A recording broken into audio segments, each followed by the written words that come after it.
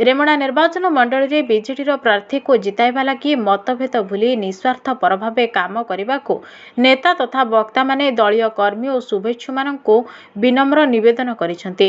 आज रेमुणा बीजेडी पक्षर भूतपूर्व मुख्यमंत्री बिजू बाबू 108तम जयंती अवसर में आयोजित सभारे वक्ता माने कहिथिले कि अनेक संघर्ष पर रेमुणार विधायक ब्लॉक चेयरमैन एनएससी और अधिकांश पंचायत को बीजेडी दखल करिछे। आगको विधानसभा और लोकसभा निर्वाचन आसुथिबारु आमे अहंकार गर्व अभिमान छाड़ी दल सुप्रीमो नवीन पट्टनायक आदेश मानि काम करिबा। दल जहाको टिकेट दबो तांको जिताई नवीन पट्टनायक सम्मान को रक्षा करिबा। एही सभारे ब्लॉक सभापति मनोज राउत अध्यक्षता करथिबा बेले जिला बीजेडी वरिष्ठ उपसभापति प्रभात विश्वाल, ब्लॉक अध्यक्ष राजेंद्र राउत, उपाध्यक्ष सुमति बेहरा, एनएसी अध्यक्षा तनुजा गिरी, उपाध्यक्ष ऐसान खान, पूर्वतन ब्लॉक सभापति नलिनी पंडा, एनएसीर पूर्वतन सभापति प्रशांत बराड़, राज्य युव बीजेडी कार्यकारी सभापति शुभेन्दु दास मंगराज, रवि राउत, सदर ब्लॉक उपसभापति लक्ष्मीधर स्वाई प्रमुख उद्बोधन देथिले।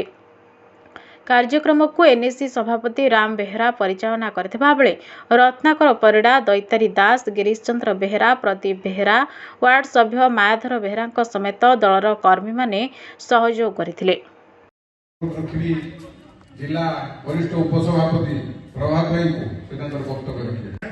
रिजर्वेशन आगे से आरंभ करथिले पीएफआरआई जरिया रे ताकर सुपुत्र नवीन बाबू ताको 50% रे पहुंचाइले। जेतेबेले बिजू बाबू सुकुन को उद्धार करथिले सेतेबेले दुर्दश पायलट रो भूमिका निभाइथिले। से दुर्दश पायलट होंतु किबा पेशवार पर्यंत साइकिल चालना करतु अलिभा स्वर्गर छाड़ी आज सारा विश्व टॉल मैन हिसाब से आज समस्ते स्मृतिचारण कर निर्भीक व्यक्तित्व थे। मुख्यमंत्री समय आगे पायलट गाड़ी जाऊला कलिंग रथ नाम गोटे गाड़ी धरी से जाऊे और जितेबाला जो जगह जिते चाहते ओल्ल जाते साधारण जनता सहित मिशि पारे व्यक्तित्व से थे। भय ना मनरे से आज पारादीप पोर्ट हो, राउरकेला स्टील प्लांट हो कि एक्सप्रेस हाईवे हो सबुर स्थापनार मूल सूत्रधर थे बिजू पट्टनायक।